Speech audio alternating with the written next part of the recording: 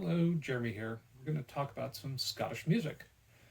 So I was visiting some friends the other night, and we were studying some Scottish tunes, as one does. Perfectly normal. It's perfectly normal. And one of the books we were going through is the Gaelic collection, the absolute must-have. And this is one of the tunes I've been studying for a little bit, and I want to kind of walk through the process of how I study tunes and how I interpret them in a way that authentically Scottish. So the first thing I usually do is, well, I read the music and I figure out the chord structures and all that.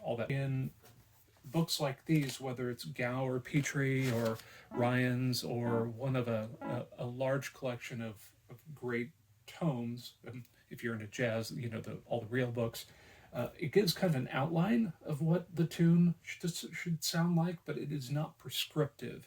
It's not prescriptive at all. So what I tend to do is apply general music theory to the tune, and see how that works out, and where theory and reality diverge, work on how to make those things kind of coherent. So this is my own process. It doesn't have to be yours, but this is my process. Generally, when I transcribed into an application called MuseScore, M-U-S-E Score, and it's a free application. It's wonderful, and for people, regardless of whether you learn by ear or you read music, it is an absolutely wonderful tool to help understand how songs are put together. This one, that a couple weeks ago, I also wrote a very, very standard counterpoint to. So the melody is up here. I just have it being played by piano, and the only reason for that is I'm not a great piano player, but piano controllers are very easy to use for inputting and analyzing music. So we are going to go through a painful process of looking at just these four measures. Only these four measures. There's going to be a video after this that goes through the rest of them, and I promise it will be as dry, dull, and lifeless as this one. So hopefully I can make some and crack some jokes that actually land. Okay, so let's start off by just introducing the tune. It's called the Duchess of Atholl. It is it's not what you think. It's Atholl. It's number 37 in Gow. So this is what it sounds like with the simple counterpoint in the same register.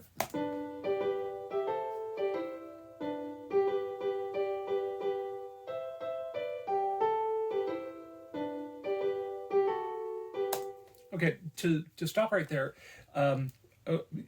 because of the dotted eighths and sixteenths, just out of the gate, it does sound kind of Scottish. It's in a major key, as written by Gow. It's an A. I transposed it to G because that's where my penny whistles live, and that's just easier for me to get around on. But it's kind of bog standard. Again, this is an indication of where the tune should go. It's not a complete tune in and of itself. Okay, so one of the I was watching a video last night on with some Scottish fiddlers, and they were talking about ornamentation. That they called them advanced ornamentation techniques. I just call them Scottish ornamentation. And they had a really great term for one of the ornaments. They called it the Scottish wiggle. I'll make a link to this user's channel. She's wonderful. She's really, really good. And I think calling it the wiggle is, well, it continues to make me smile. In bagpiping and whistle terms, it's just a cran, and it's a way of adding grace notes and ornamentation in a very specific way. Okay, so that specific way is if you have a beat, the ornamentation is da-da-da, da-da-da, da-da-da. It's always on beat, and whatever you're going to, it's not da-da-da, da-da-da. No, that's Star Wars. Scottish music is da-da-da, da-da-da, da. Okay. In the classical world, if we were looking at, let's just minimize this, if we were looking at grace notes and ornaments, there are some that might look like they're the right sort of thing. So let's just play this so we have this in our heads. We want the ornament for this to be right there. So we want to do.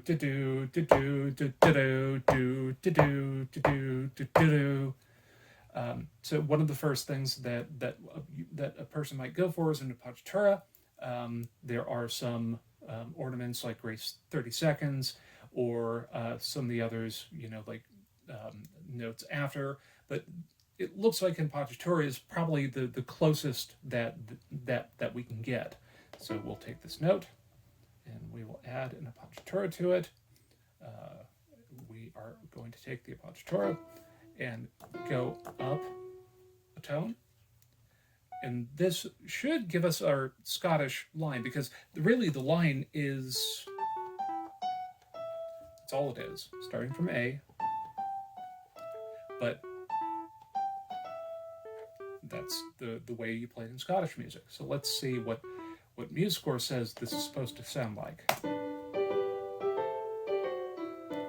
No, not even close. Sorry, Muse, not even close. So what if we have something like a 30-second grace note, okay? So we'll put it back into notation mode. Add a 30-second grace, okay, take it out of that so we don't mess anything up. Go back up to that F sharp because, oh, let's not do that. Because again, still it's,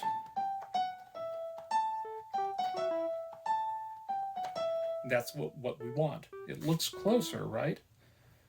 So let's go back. Nope, not even close. Thank you, MuseScore. You're wonderful, but you are being an absolute disappointment to me. I'm judging you. And this is where Scottish music gets its reputation for being obtuse or opaque, or you don't really understand why things are doing things in the way that they are.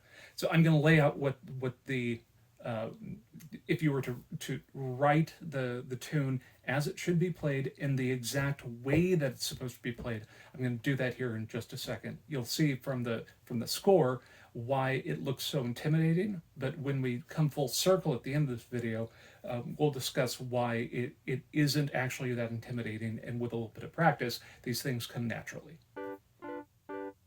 Okay, continue to work on the first measure. So what we want is not a 30-second grace note, not an appoggiatura, not any of the standard Italian, German, Russian articulations and grace notes that are common in classical music. And there isn't any guidance from the tune itself, from the Gao, the Gao tome, to tell exactly how this is supposed to be played. If you read through the introduction and a bunch of history, then it is very heavily implied, but it doesn't say these kind of things outright. So I'm going to try to make it as crystal clear as I can. So what we want, instead of using something like an appoggiatura, is to take out this E, and let's see, are we in? So we are going to take out this E, which we will come back to. We want a very short note, so I'm going to insert a 30-second F sharp. And because of math, to get all of this to line up, we have an eighth note. We need to have it also be as long as a 16th and also as long as a 32nd, so we have double dot notation there. This is why when you read Scottish music, it looks like a foreign language. Because usually that would just be a quarter note right there. Or it would have a grace note, or it would have something telling you that, oh, this isn't really all that important. No, in Scottish music, this is what makes it sound Scottish. So let's listen to what this sounds like now. It's the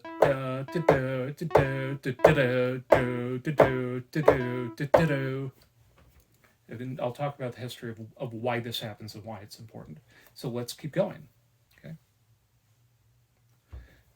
Here is a prime place for a bit of extra notation. So as it sounds in Muse scored from Gal,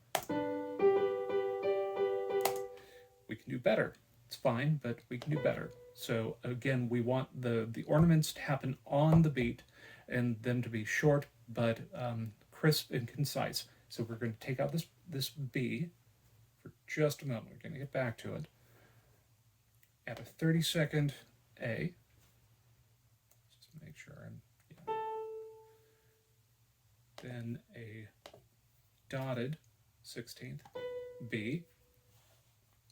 Again, this is where it starts looking weird, but the reason why is we want to have this da-da down as opposed to just being da-da down. Let's see what it sounds like. Okay, sounding better, a bit more interesting. We're going to do something similar here with this B. So make sure I'm in the right mode. Again, a 30-second with a C natural. Oops, wrong octave.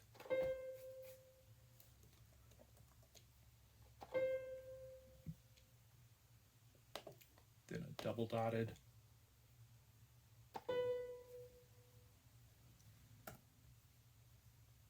Let's go back to this, see what it sounds like.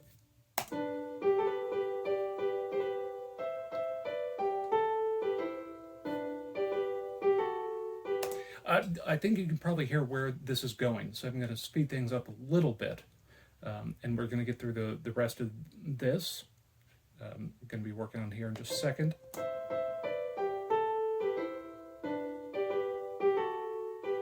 And make it sound a little bit less vanilla and a little bit more in the style that we're going towards.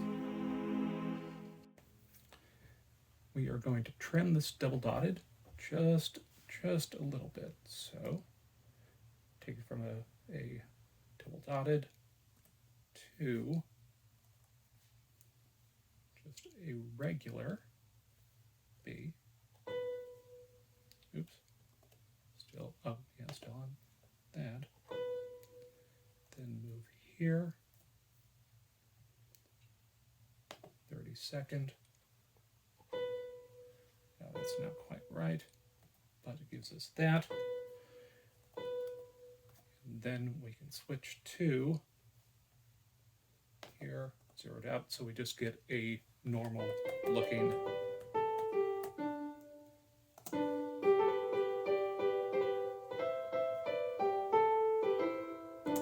okay, sounding better already. Let's go through here.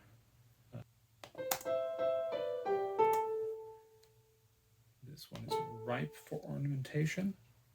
So we're going to take this dotted.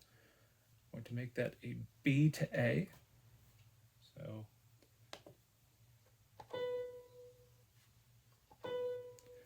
screw it up. There we go. Trial and error is perfectly fine. And again, we are going to take this one, and it's a quarter note, and we're going to make it an F sharp to E, as opposed to just being 30-second, F sharp, then a double dotted,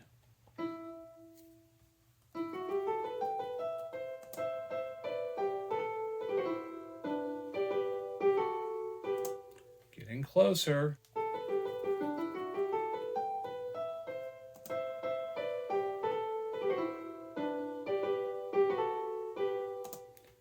Take it from the beginning. Again, we haven't worked on the counterpoint yet. This is the first section of just the solo tune itself. Okay, let's have a listen.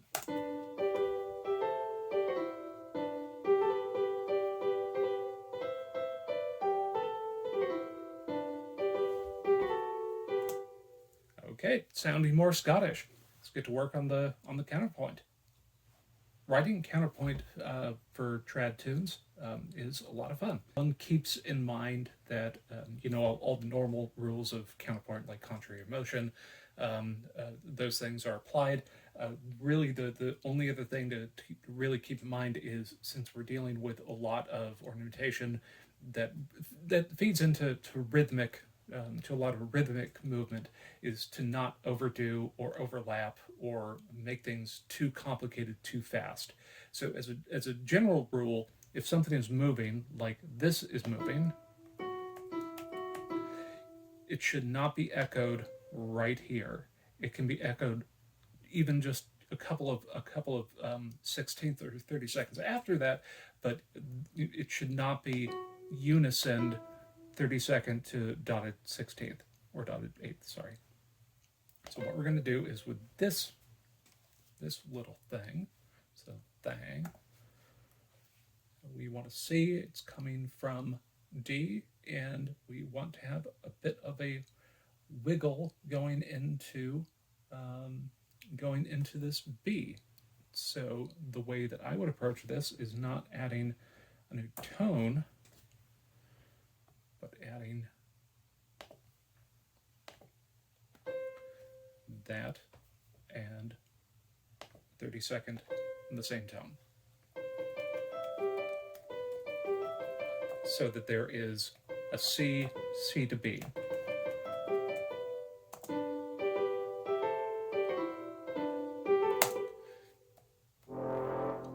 The counterpoint is not happening on the beat. We have a strong counterpoint. We actually, well, then let's see what it sounds like. Well, let's add one here in just a second. But in this,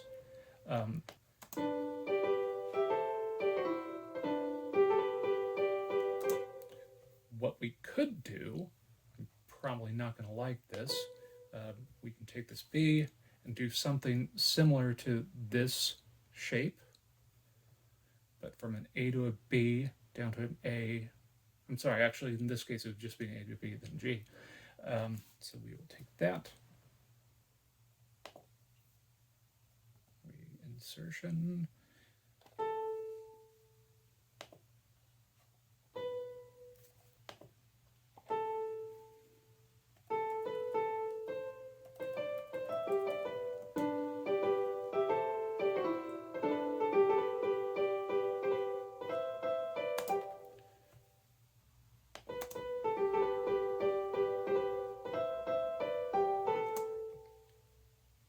Sorry about that.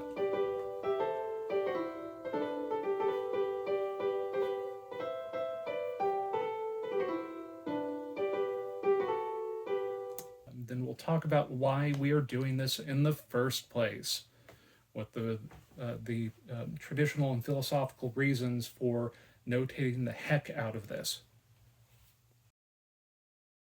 The last part I'm going to do, there are still things that we could do in here, because while this is contrary motion, it isn't necessarily as interesting as it could be, but we don't need to have everything be as convoluted as all this is.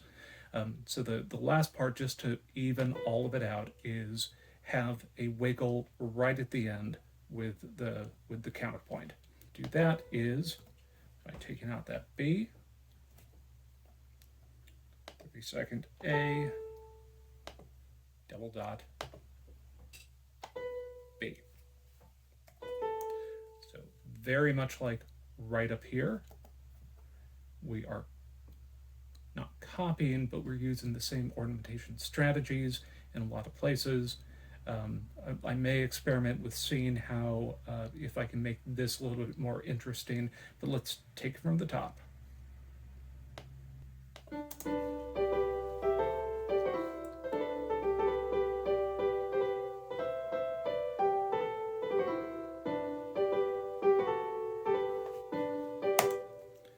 There it is. That is the Duchess of Athol. And in just a second here, let's talk about the history of why these types of ornaments are used, and what the implications and why they sound the way that they sound.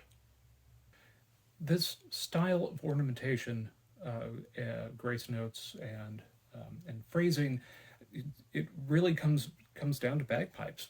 Um, Bagpipes, they have a limited amount of options when it comes to articulation, and a lot of it has to do with the way that you use your fingers. Because with bagpipe, air is blowing through your chanter and through your drones, whether you want to or not. Hopefully, you want to, but it's going to be going through there, and you don't have the opportunity like with a bowed instrument of just taking your bow off the string, or a wind instrument like a woodwind's flute, or clarinet, saxophone, whistle, whatever, of just stopping breathing. You don't have that option. So a lot of the articulation comes from the way that you move your fingers.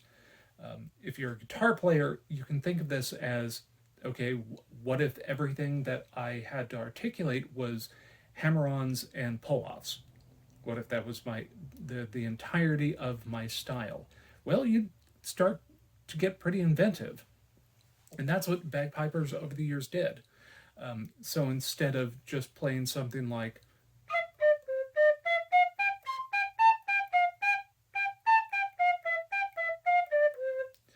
you can hear them again because they're bagpipes or hurdy-gurdy players or a number of drone instruments taking long phrases and using their fingers, kind of like hammer-ons and pull-offs, to do the articulation for them.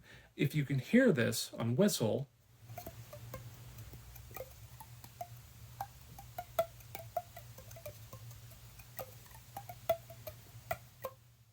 it may be really difficult to hear, but even on a whistle, you can make just the articulation from your fingers play a song. So instead of, it's more like,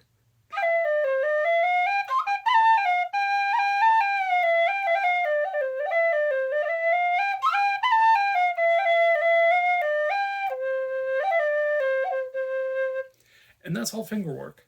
I apologize for being really rusty, but this is where this kind of ornamentation articulation comes from.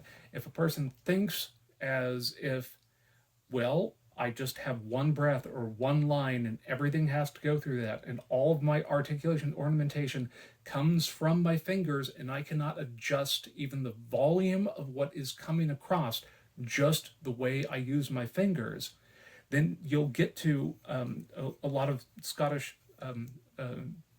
traditional playing techniques very fast.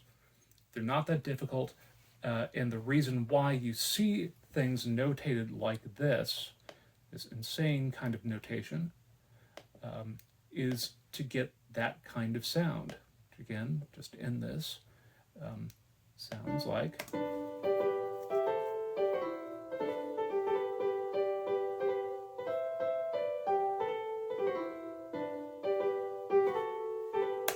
And that's all finger work.